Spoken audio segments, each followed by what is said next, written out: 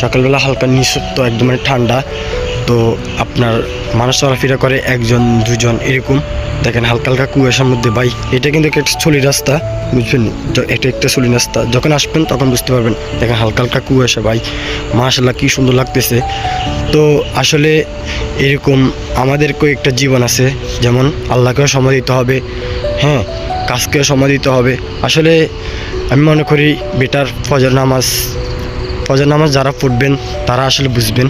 তখন ফজর নামাজে হালকা হাঁটাচলা করবেন, তখন বুঝবেন আপনার প্রকৃতি কী অবস্থা।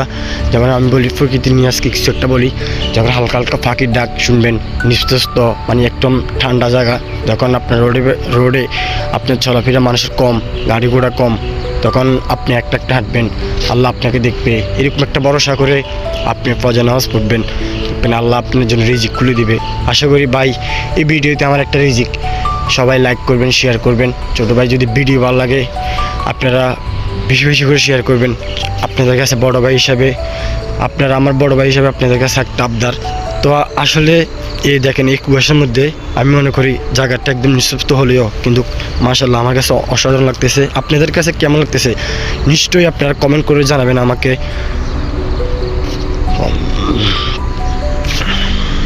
আমি মনে করি আমার কাছে জায়গাগুলো একদম মানে নিঃশব্দ হলেও আমার কাছে মাশাআল্লাহ খুবই অসাধারণ লাগতেছে।